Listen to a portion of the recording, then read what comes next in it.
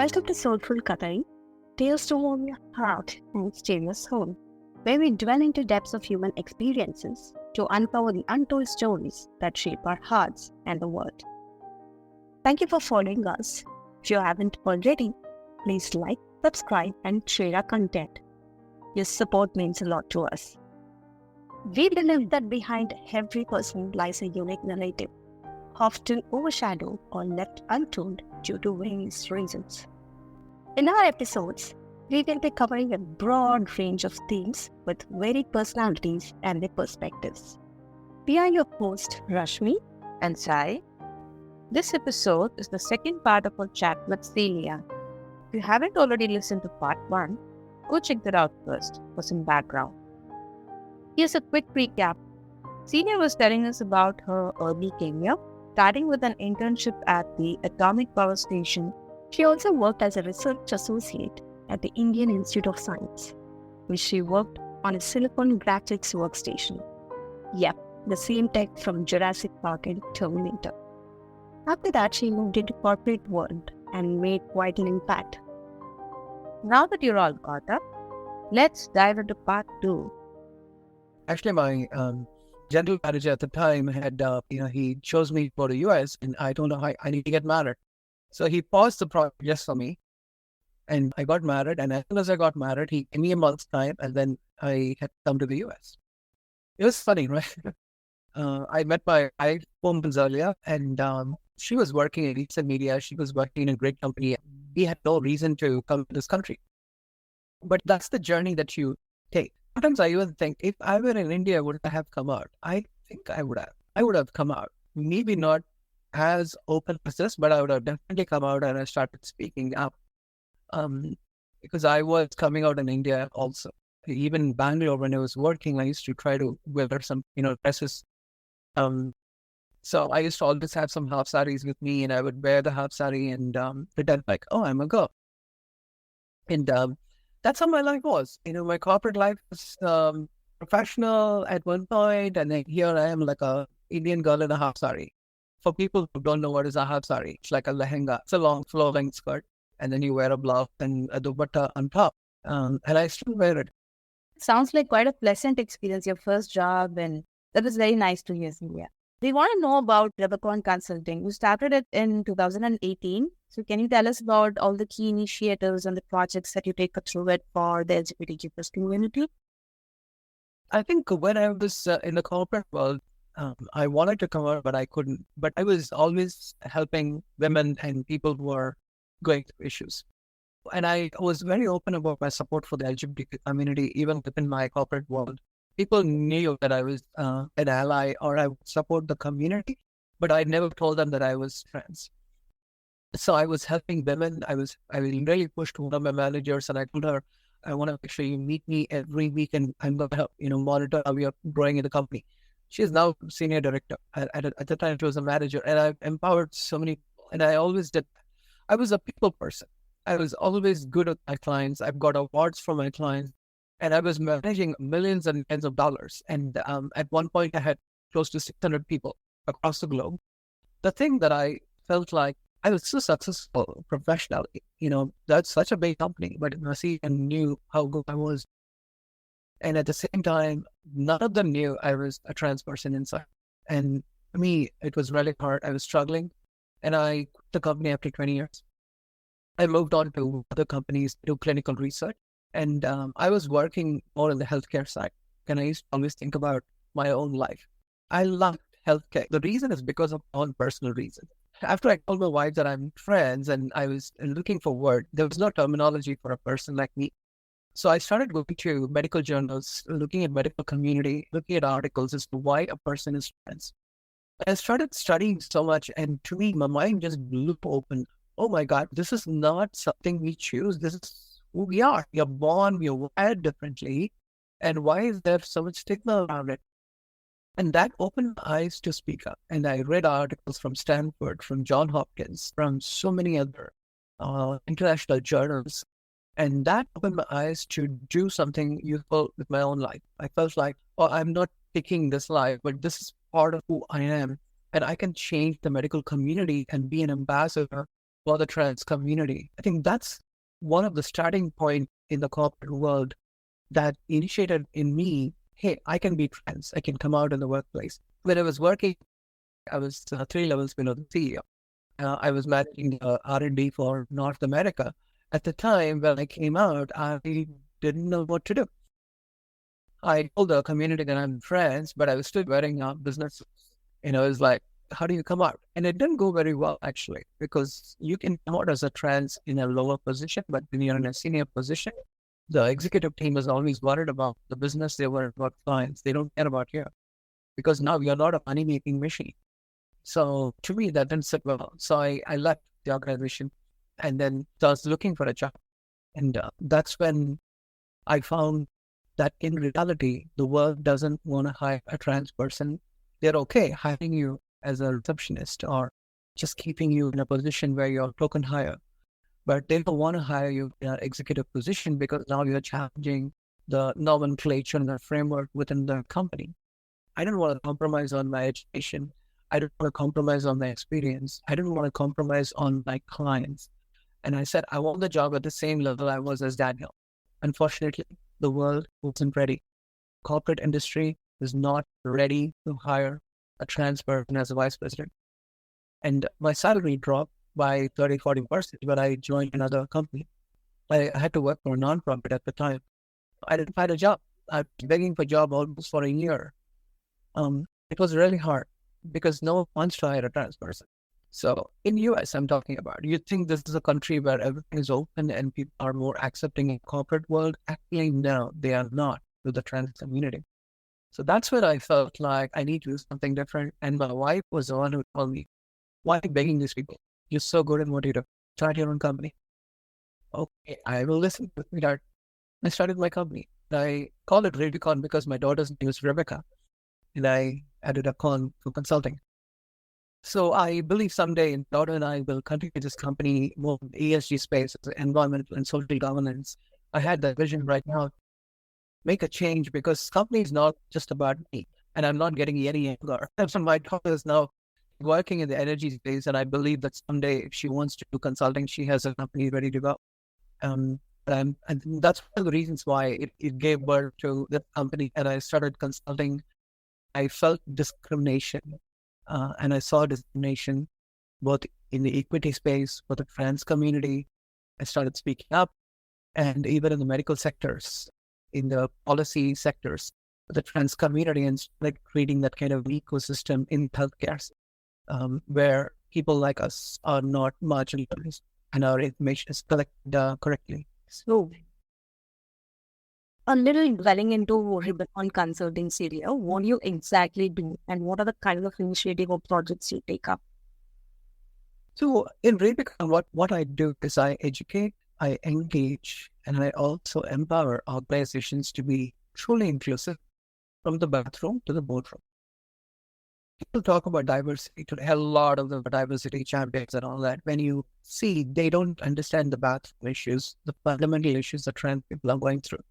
If you take the African-American community or the Black community in the early 60s, or even before that, they were not given a bathroom along with the white community. They had a colored bathroom. They had a colored fountain where they could drink water. They had a colored section in the bus. Now the world has changed. Women were not even given a bathroom in the early 19th century because there were only women using the bathroom.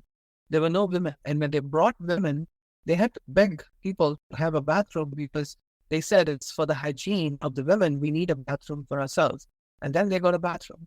Now, if you see, the history is repeating itself, right? You had women struggling, and then you have the Black community struggling. And now you have the trans community struggling for bathroom issues. But unfortunately, the corporate sector, they don't talk about it. People know how to hire trans community. They don't know how to retain them. A lot of them in India, they say, oh, Lord, we love trans people. We are going to hire them. Really? Have changed your policy. Are you giving the same salary that a trans person would get if they finish the same undergrad education compared to a guy in your company? No. The trans men will not be paid as much as that. The trans women are paid even more because they're trying to do a favor for you. I don't have a favor. And that's why I educate. And I also educate the healthcare sector where we educate doctors, nurses, policy makers. And currently I'm working with some companies on diversity in clinical trials. And I understand that information like my information is not captured correctly. If a trans man is undergoing an osteoporosis treatment, which is, they have a problem in the knee, I think that that person is a trans man and they don't have the problem. Actually, and they are not included in the clinical trials. And a trans woman like myself, I'm not medically transitioned, I still might have prostate issues. And sometimes the medical community has a stigma. They don't know how to deal with it. And they just think they call you a man. But I'm actually transitioning and I'm not a man, I'm a trans woman.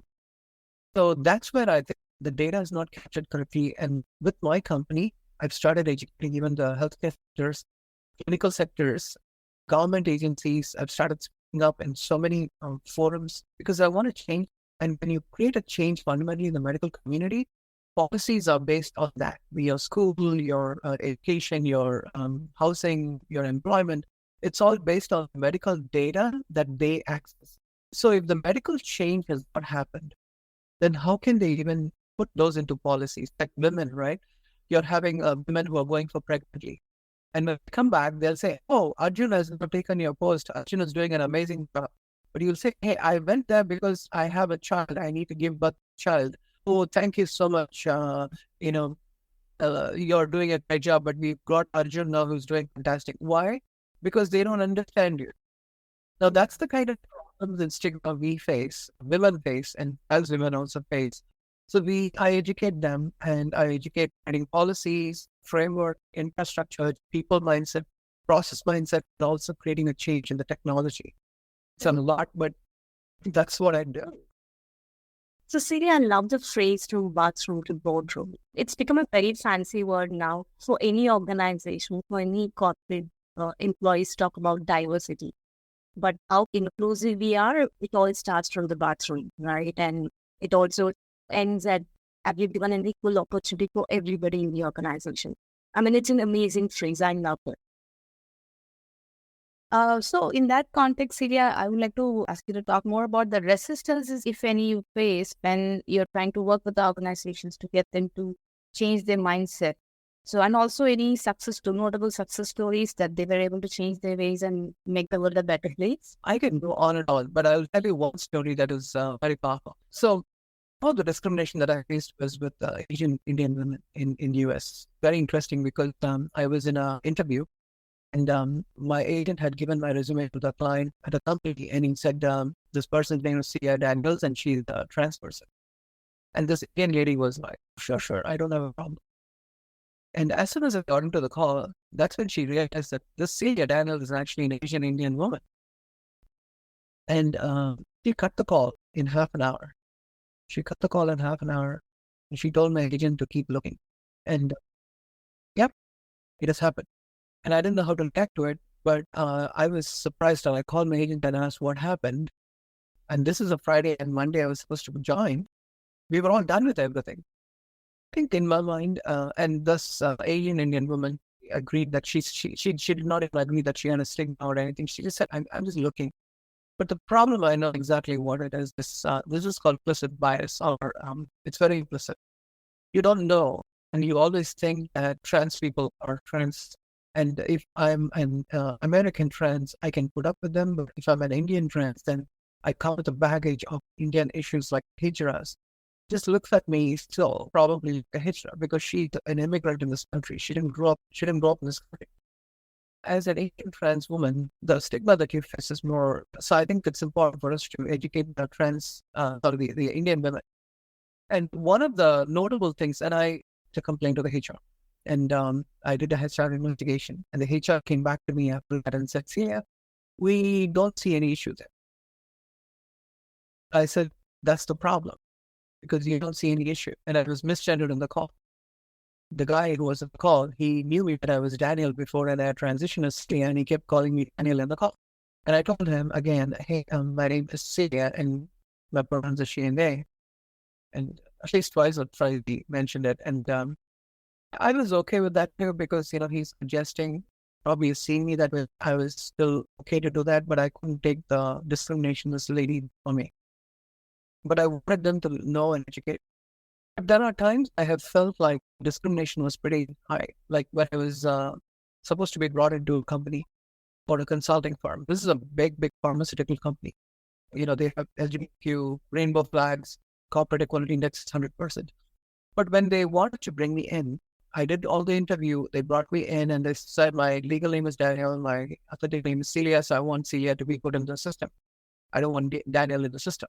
My email should be celiadaniels@company.com. So they agreed to all that. And then when they brought me in, they said, I'm sorry, your social security is not matched to your authentic name. There's no, Celia doesn't exist. I said, that's exactly what I told you. Because my legal name is still Daniel. So you have to do all my background checks, my education, everything with my legal name. And when you bring it into the system, that's when you want. It's now we can bring you in as Daniel. We're going to call you Daniel. And I said, you help with your job. I don't need it. I don't want it. I mean, it's an amazing job. Not a pay, I would say consulting gig, right? So I get amazing compensation for that.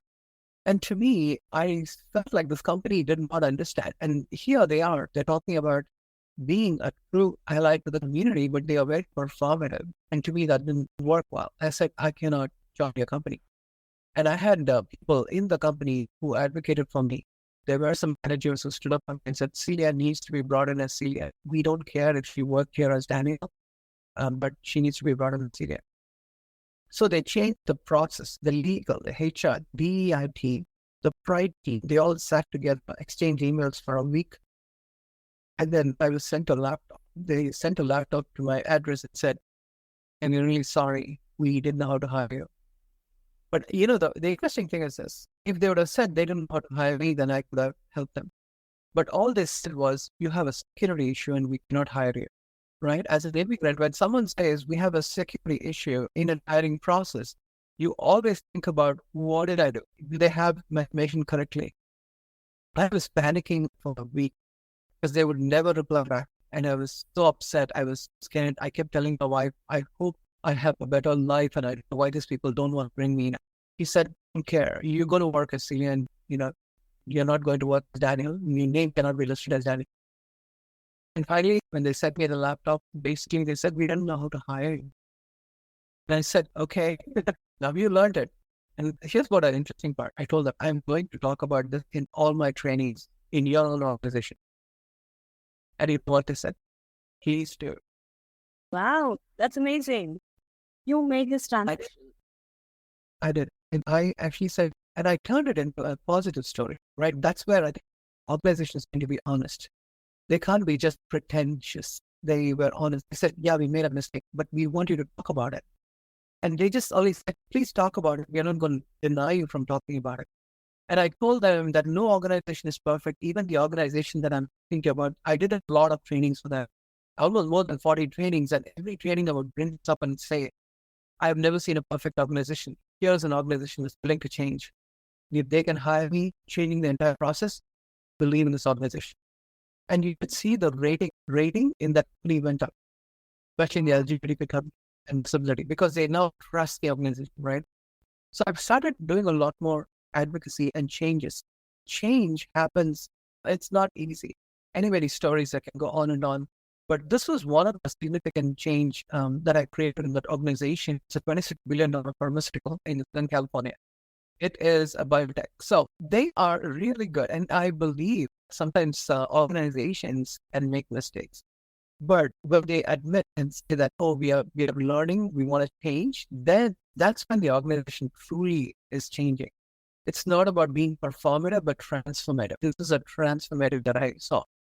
And change doesn't happen because the bosses and CEOs saying, okay, and CEOs waving a pride flag. That's not how change happens. Change happens in the heart of the employees, not from the letterhead or from the CEO of the company. So that's the way in which we can create changes across the organization. And that's what I do constantly. Sometimes they know how to change, so I educate them, but sometimes they don't know how to do it. So I also engage them and I help them how to do it, manage the project and also help them. And I also empower them because we want metrics in the end of the day.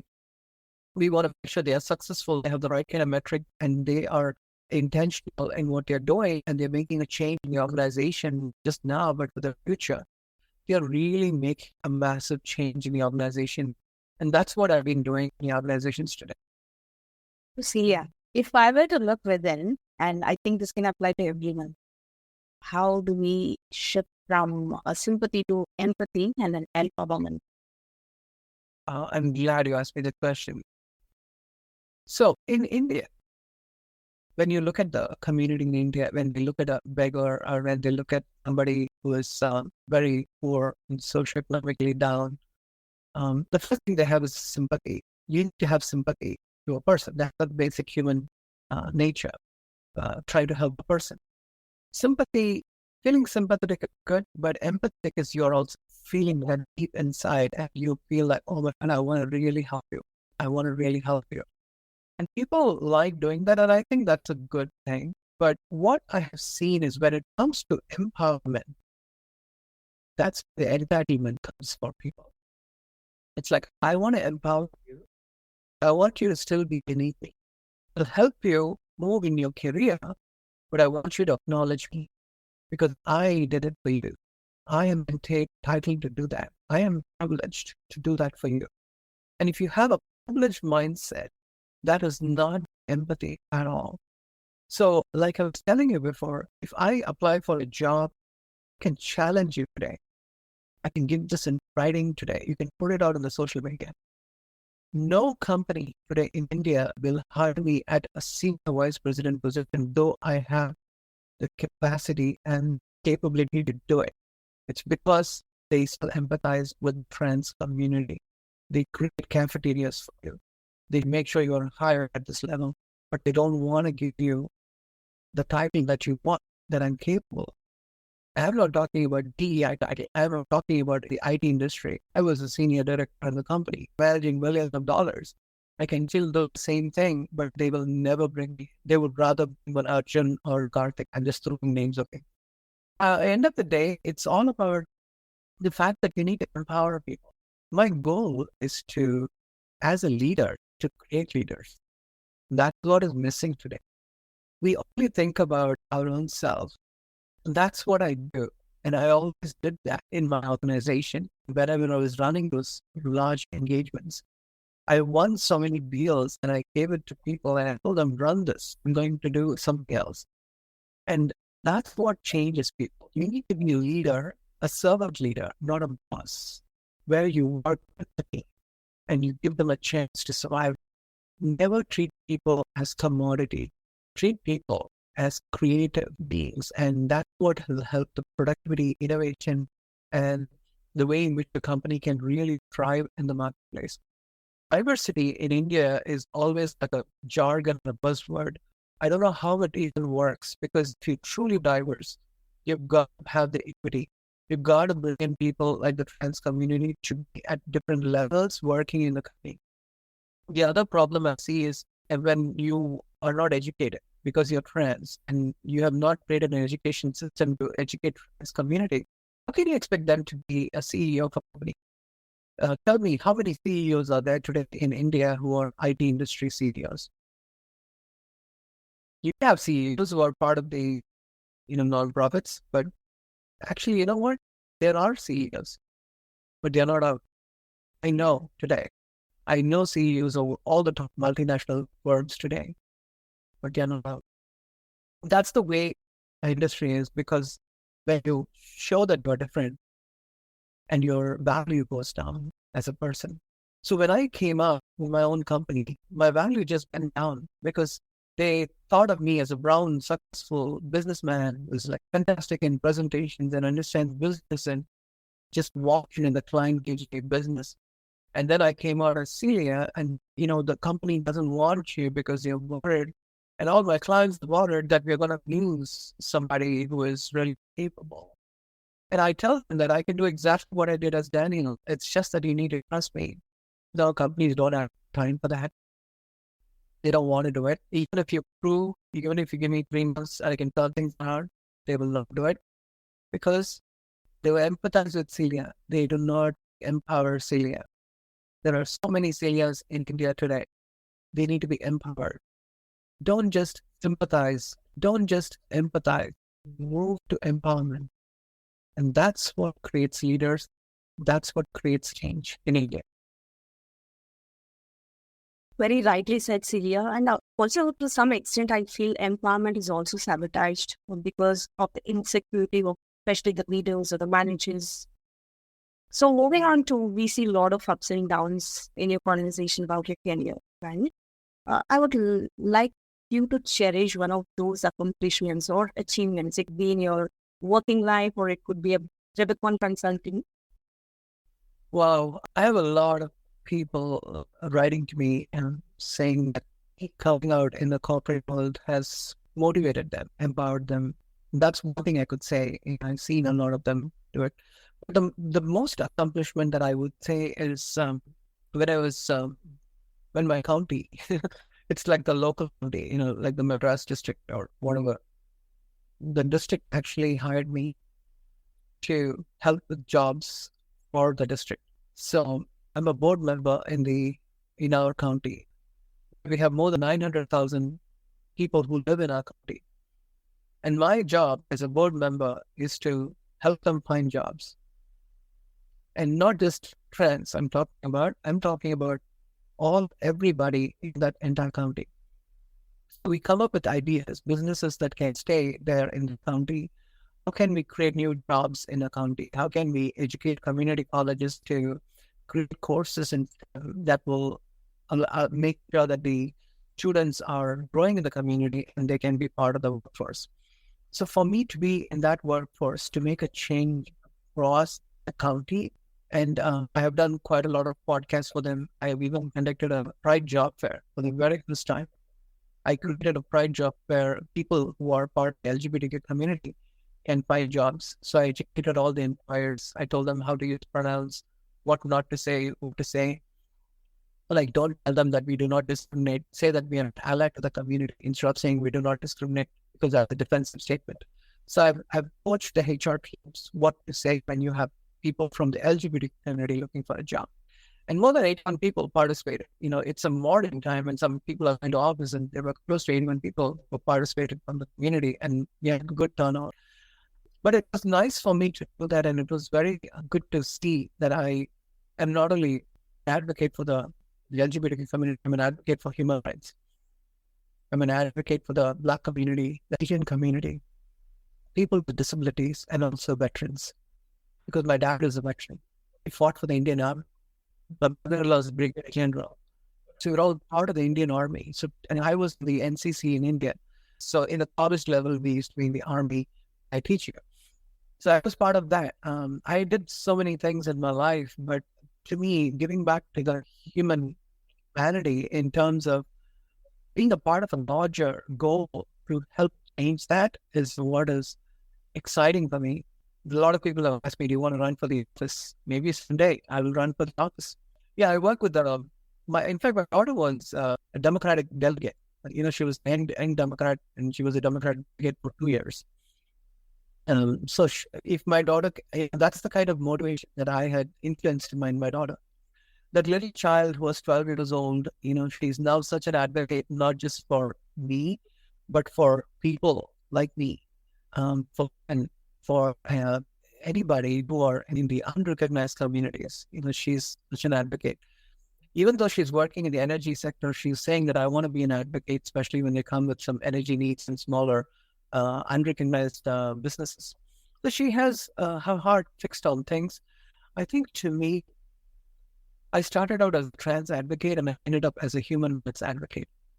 That is the testimony, but when I stand for gun violence, gun control, I stand for the immigration rights and so many healthcare issues that people are going through today. And I'm an advocate for all of them. I'm politically active in the country today. And I do a lot of advocacy because if you want to make a change, you make the change at a highest level possible. Because of me and bringing me in the boards, I'm in a lot of boards today. I'm able to change the way I think about it. I would say this in a beautiful 2-letter word: humanizing workplace. And that's what I do with Rubicon Consulting. I humanize workplace so that, because today people like us are politicized, we are polarized, we're demonized. Even women's rights are taken away in this country in so many ways. Fighting for them. I join hands with my wife, join hands with my friends, and fight for women's rights. When I'm a trans woman, I'm an ally to others because they're allies to me. We need to be allies to each other. That's the best way to change the world. And it's quite an intense conversation so far, Celia. It's been a lot of learning and takeaways for us too. And coming to the closing section or the last section of our conversation, looking back at your life journey, would you say there are any regrets, anything that you would have done differently, anybody you would like to apologize to or express gratitude to, Celia? I, I always regret not coming out to my mom and dad after they never, when they told me when I was 7 years old, you need to go back to the closet. They actually thought I don't dress anymore. I don't express as a girl anymore. I always did it in fighting, and then I went to college. It's always a part of my life, but it took a while for me to understand, and I regret that I should have told my mom. My mom probably would have been happy because she exactly knew the child that she knew was different. And for me to come out as trans and be successful in my life and show my mom that, Mom, I can be successful. Well, I would have actually created stories for the parents of trans kids in India that people can be like, Celia, why are we even worried about it? There are a lot of them who quote me. A lot of sometimes parents quote me saying that, Celia, as an Asian Indian, you're an inspiration to me. A lot of Desi parents who say this. And I wish I'd come out to my mom, and I tried doing it, but my mom at the time went through cancer and she passed away. Yeah, that was one of the regrets I have. And then I wanted to come out to my dad, but I thought, thinking about his well-being, I didn't want to. He was upset, after losing my mom, and he lived like 6 years after that. Always wanted to talk to him about it, but I knew my parents are the ones who are the reason I am doing what I'm doing today. Because when my mom was a nurse, she used to take medicines from the hospital. They would take medicines, extra medicines, and go to the nearby village near Puthupatnam, Tengalpat, distribute those medicines. They had medical camps. My dad, even after my mom passed away, he continued to support widows. He continued to support people with leprosy and children who are orphans. I've always grown up in a family where I saw that, but I know that they are there in the right place, and the blessings are always with me. And I'm so glad I came out to my brother. My brother is super accepting. In fact, they're coming tomorrow. I'm so excited. My niece is like so excited. She's already started calling me Chitti, and I said, no, you're not going to call me Chitti because I have a younger brother. Call me Chittappa. He said, Chittappa, I'm going to call you Chitti now. I said, sweetheart, no, things don't matter. Call me Chittappa. That's okay. And she follows me on Facebook, on LinkedIn, and she's so inspired. And she's an advocate for learning disabilities and mental health. So as a family, both of us, my brother, I'm speaking for trans rights, and here's my brother and his wife, my sister-in-law, my niece and nephew. They're all advocates for learning disabilities and mental health issues. So literally, whatever my parents did, it's trickled down to us, and that's what we're doing today as a family. And I've written this in one of my blogs in LinkedIn, and the people who knew me for many years are super excited. And that's what I'm going to do. If you ask me what's my future goals and plans, I want to see trans people go to moon. I want to see trans entrepreneurs. I want to see trans inventors like Lynn Conway, who invented the mobile chip. She passed away. I want to see trans people not struggle with these issues just being recognized. I want to see them entrepreneurs. The last thing that I want to mention is when I was at Kalki back in India, I was talking to the trans community. I was talking to some of my friends, and I asked them, what do you want to do in your life that I can help you? And they said, Celia, I want to be a chef. I want to be a master chef. I want to have a hotel. Another person said, I want to run my own web designing company. Another person said, I want to be a fashion designer in this space. And one person said, I want to be a computer engineer. And these are all people today, if you look at them, you'll think they are, in the street, but the dreams are big. They dream big. And that's why I feel like I always dream big. I'm talking to investors. I'm talking to the policy makers. I met Kamala Harris recently in I was there in a Pride event, and I shook her hands and I said, "I'm from Chennai," and she said, "I can see that." Sure, I've been in different places, and currently I'm working on diversity in clinical trials, which is got visibility up to the White House level. So some of these initiatives that I'm working today with the state of California has a national, and I want to take it international. I want to make sure the stories that's why the soulful, these stories, they help in the soulful days, right? Soulful is basically taking the stories of people and creating a change in the like humanizing humans, like whatever you want to call it. That's what I want to do. At the end of the day, I don't even want to have conversation around transit because we have already passed that. Now you can talk to me about, I want to know about fashion, or I want to know about. I started talking about AI now, so I talk about machine learning and AI and healthcare improving. So that's what I do. I mean, I do a lot of branding and so many things besides talking about trans issues, because I hope one day we will not have to talk about it and everything is okay. True. We have, yeah. And I'm sure, Celia, your parents are really proud from wherever they are. And you have a blessed family too. I know it was very difficult to come out for you, especially with your wife and daughter too, but it was way too easier to convince your daughter. But, as actually it was a little difficult for an Indian women or an Asian women to take it. But how do your family perceive you now compared to the past? I'm sure they might be really proud of you, but... Yeah, I think there are challenges. Doesn't come easily.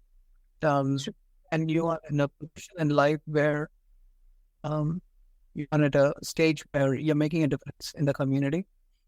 I don't have to say anything, I don't, they see the works that I've done. And they start respecting me because of that. And sometimes the haters are going to be haters. You can educate people who are ignorant, you cannot educate people who are arrogant. So there are a lot of friends who want to understand more about why I'm this way, why LGBT community, what is going on with that, why calling it lifestyle choice. I just continue to educate them. Even, like a lot of times I even had a person who came up to me and yelled at me saying, "Go back to your country." Just during last Pride, and I was telling her that, hey, I'm a citizen of this country, and I'm as much as you a citizen in this country. And she was a white woman, and she yelled at me, and I told her, "You need to go back to your country because this country doesn't belong to you." I don't think I've ever told. Why? Because they don't understand. Sometimes you are in a point in life that this country belongs to the indigenous community, and we are in a Chumash land. I'm speaking right from a Chumash land. It's not California. It's part of a Chumash land. We're just out of But anyway, I think it's important for us to be who we are. Be our authentic self. Sometimes we may not look exactly like what people want you to, but at the end of the day, being trans is not my agenda in life. Being a good human being is a goal in life. I can be trans, but I can still be a jerk, right? I mean, people are jerks because they are jerks. So being a good human being and also carrying that kindness, not being hateful, that love and kindness, if it goes away in this world, then we are always going to be insecure. We're going to be frustrated with each other. And to me, that matters a lot. That's why I think a lot of times in the family setting, people get past it. Like, I'm going to have an amazing time with my brother because I've already spoken to my sister-in-law. The first time we came, I told her how I feel. And every time I do that, we do it as a family. So my wife sits with me, we talk. I don't go to some room and tell my brother secretly. And I had my brother and my sister-in-law, we chatted about it. Then we chatted about how to tell the children. And then they got it. They started following me, and then now they're following me, and they're like super excited. They keep telling me, "We are so proud of you." And they always keep telling me, "We're so proud of you." And it's encouraging when you hear that from people. So sometimes you need to do what is good for you. The world may not accept, but you just have to do what is right. And that's what our life is short. We need to do. We want to do what we will accomplish rather than looking at what others will think. "Look kya kahenge?" ऐसा मत नहीं नहीं होगा. No look kya kahenge here. It's going to be what I want to do. So that's exactly what I do. So, Sia, you gave us the privilege of looking at the world from your point of view. So if our listeners, if there is something, three key insights or takeaways that they can have, can you summarize it for them? What is that they can take away from this conversation? No, that's a great thing. I want to mention this, but this is very important. One of the things I want to leave them with is called the allies. ALLIES. Now, what is allies? A means acknowledge your privilege that you can help. L means learn to unlearn. Another L means listen to the community, like listen to the stories. And then I means initiate tough conversations and decisions. That is I. E means educate yourself and also educate others. So that's what we're doing. We're educating ourselves, and we're also going to educate others with this social careers, right? They will want to listen to this podcast. They're going to educate it. The last one is S. S means supportive by being involved. It's not just paying some money to an organization or paying money to a trans person just to get them off, but also what can I do to make sure that your life is better? And how can I help you? And when I think that's the way we can change the community. ALLIES. So that's the acronym. That's an acronym that I created. And I talk about it quite a lot, that this will help you change the perspective towards our community. And also, one important thing I want to tell you is be an ally to each other. If you don't know about men need to be allies to women, women need to be allies to men, and also people with disabilities. We need to learn from each other, learn from other groups, like join the LGBTQ group, join the disability group, join the veterans group, join different organized groups within your own company, and be an ally to each other. So you learn more and also learn to be more kind and mindful in the workplace. That's how we can humanize your work. That's a very beautiful acronym, Celia.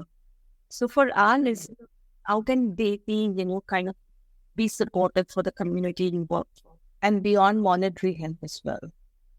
Absolutely. Being involved means like a simple thing I'll tell you. If you have a trans person who is in the street, you can ask them, how can I help you to, do you need any business? You want to stabilize your business, like financial help. They may not get money or grants because they don't have someone to back them up. So you can try to help with the banks if you're a bank manager. Financially, how can you provide them loans so that they are able to start their own business? If you're a professional, you can always look at a resume.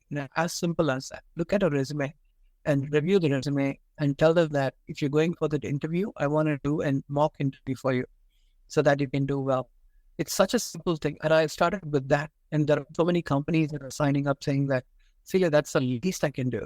I can literally look at that. And so those are simple things you can do. And also as a trans entrepreneur myself, I've started helping other trans entrepreneurs.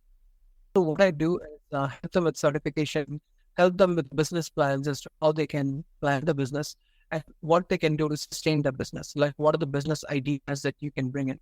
Just by telling trans people, I'm going to give you a business. That's not how it works.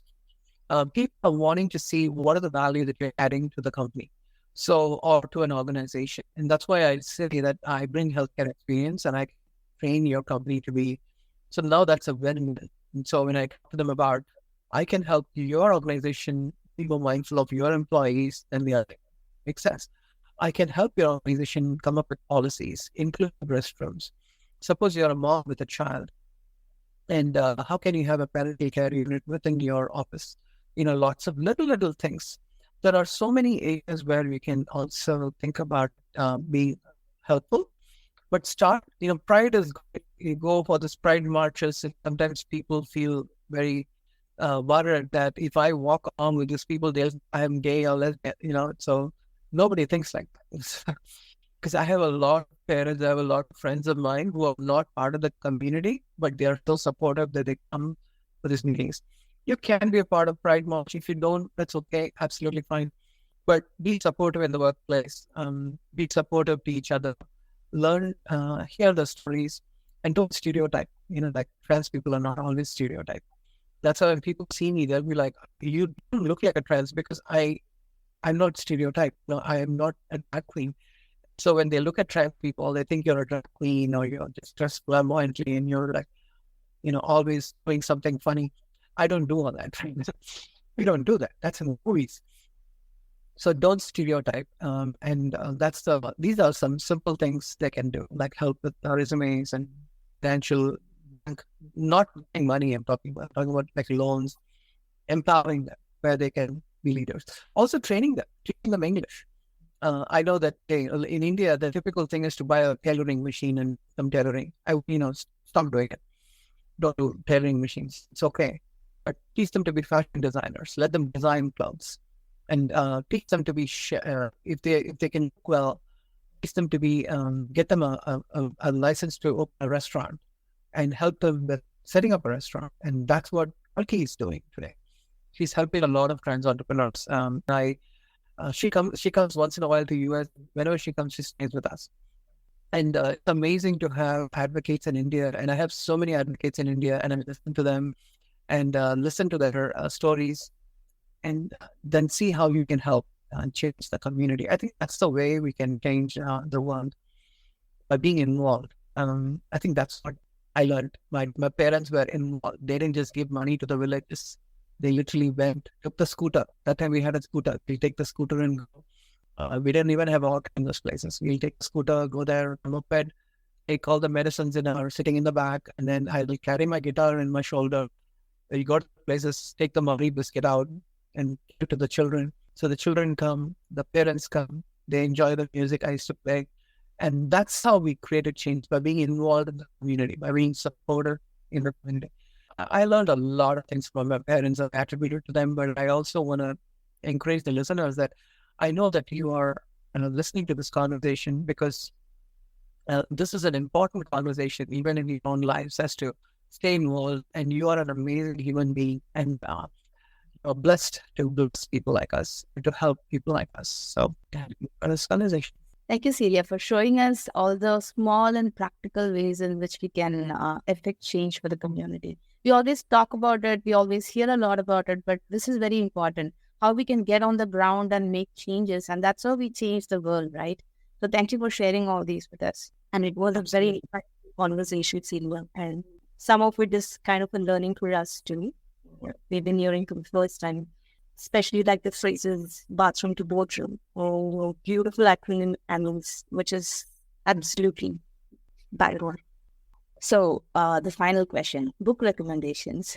So could you suggest any authors, books, or resources that our listeners and us, all of us, can explore, with the help of which we can explore the struggle, progress, cultural impact of the LGBTQ community?